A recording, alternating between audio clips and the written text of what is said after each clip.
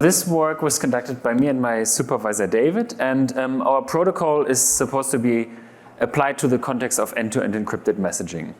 So what you see here as a screenshot on the left side is me messaging my colleague Christoph, and naturally for this message to remain secure, I require Christoph's authentic public key. So let us look at how you would get this in the standard setting of Signal and other messaging applications.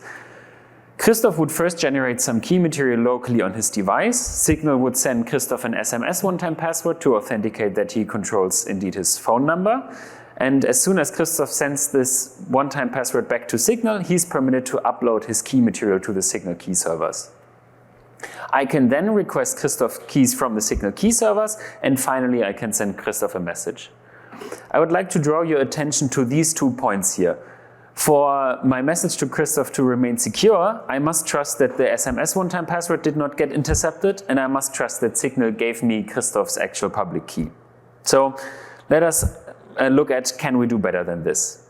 The good thing is that Signal already provides a means to do better than this. You can do fingerprint verification with your peers, and to do that, you need to be in close physical proximity, and then you click up here.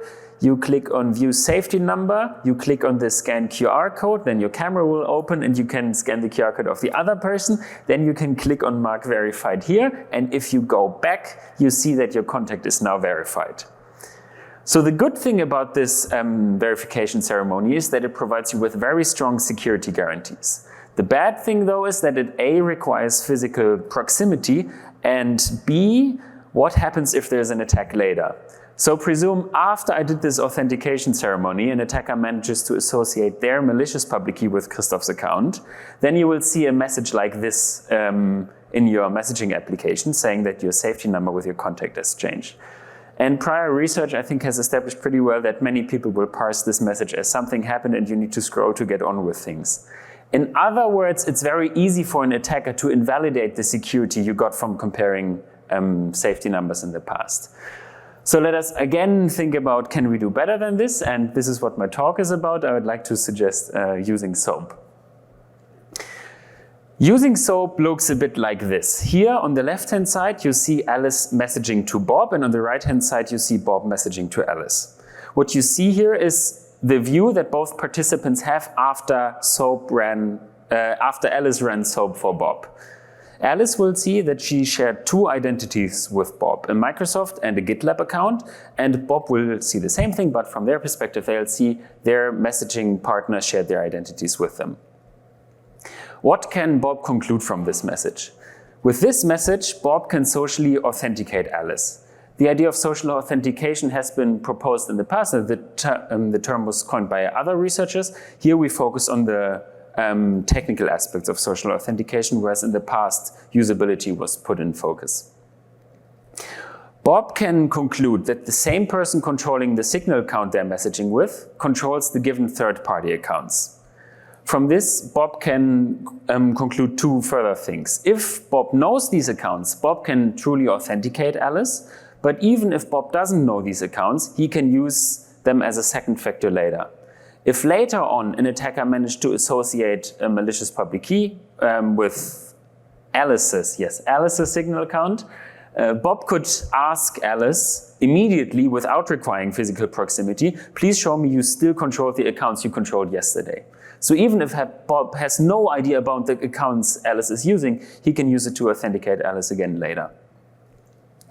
In our paper, we present the following 5 contributions. First, we formalize social authentication as a trace property. Previously, social authentication has been only studied informally. Second, we present SOAP, a design that mostly automates social authentication and that works for multiple identity providers. And third, we prove that SOAP provides this formalized notion of social authentication. Moreover, we relate social authentication to existing notions of authentication and implement and evaluate prototypes.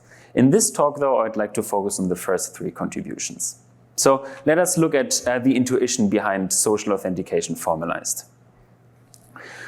Social authentication applies in a context where you have 2 general communication channels. On the one end of these channels, you have a verifier who communicates with 2 pseudonyms, each associated with one of the channels. One pseudonym is here PA, the other is PB. Social authentication now means that a protocol P provides social authentication. Whenever a verifier completes this protocol P, then they can conclude that the same person that controls PA is the person that controls PB. So they don't know who's at the other end of these two channels, but they know it must be the same person. Put concretely, in our example, this means that a verifier can conclude the person they're messaging with over Signal, controlling some public key, must be the same person that controls the given Microsoft account, where Microsoft is the implicit communication channel.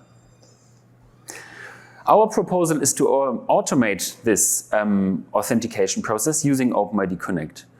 OpenID Connect is a protocol that powers many of the login with buttons. For example, here you see Google or Apple. OpenID Connect is conceptually simple, but it has many details. And here you see the 5 parties involved in the protocol. You have a user who would like to log in with some identity provider. For that, they'll click a button on some client, which will take them to some website, which will do some requests at a server, take them to another website, get back to the client, and then the client does more requests. What I would like to focus on is this token that gets issued at the end. This token serves as a proof of authentication. It proves to the client that the identity provider authenticated that the user controls a given account. In our setting, we now must add a second device to the mix. So we have a prover and we have a verifier.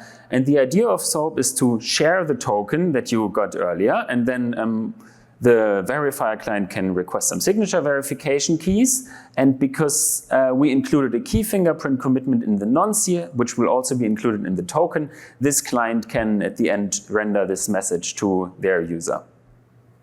So you might wonder, oh, this looks fairly simple. You just use OpenID Connect a bit longer. What could go wrong here? The problem is that, one of the many problems is that these channels here are in general unauthenticated. These are basically you clicking a link. So the adversary can trigger requests on your behalf, on your device, simply by giving you some link that you click, which they could easily obfuscate, for example, using a link shortener. Moreover, we use OpenID Connect outside its specified intent, and we compose it with other protocols because we use it in a messaging application where we send it over some channel. So let's look at how we formally modeled this in our proofs. In our proofs, we also consider the messaging key server where you can upload and request keys. We consider the cellular provider where you send one-time passwords to that are then sent to the clients. And we consider arbitrarily many runs of this protocol because SOAP really starts to shine if you add multiple identity providers to your account and not just one. To make sense of all the setup, we formalized and proved our design using the Tamron prover. And I would now like to give you an intuition for the security guarantees that we provide. So in the standard security setting, an adversary can intercept messages in one of two cases, simplified a bit.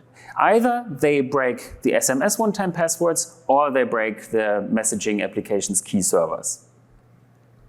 If you now add SOAP, the adversary still needs to do this, but in addition, they also need to break every associated account, which makes the life of the adversary strictly harder. We can prove this under a number of assumptions that I'd like to quickly go over. So we make 6 assumptions in our proofs, most of them standard. For example, we require that account credentials remain uncompromised. I think it's quite obvious why this is a necessary assumption. We require this security of TLS keys for some web requests that are made. We must assume that the messaging application and the web browser are uncompromised, and as a standard in the symbolic model that Tamron operates in, we make some underlying assumptions on the cryptography used. The most non-standard assumption is that HTTP redirects must remain confidential, and this is a trade-off because on the other hand we don't assume that the user behaves securely. What this means in particular is that we assume that users click on all links sent to them, and whenever an OpenID Connect provider asks them, do you want to log in here? They will say, yes, I want to. So the user behaves completely non-deterministically in our state space search. Under these assumptions, we can prove the security guarantees you see above. So in conclusion, going forward, I think there are a lot of things that are worth investigating.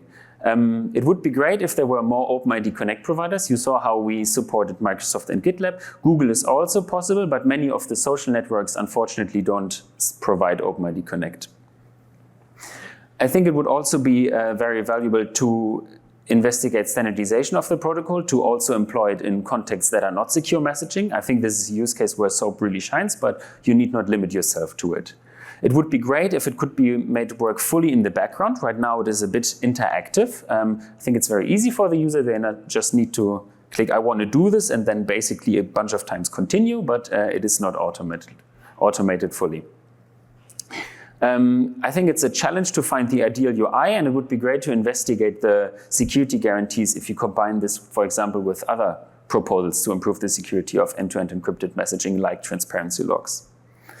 The contributions I just presented to were how we formalized social authentication, SOAP, a social authentication protocol itself, and how we proved it to be secure.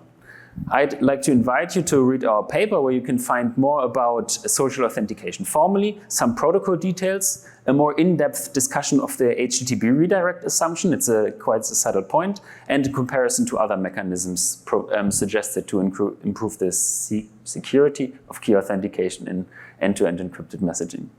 Thank you for your attention, and I'm happy to take any questions.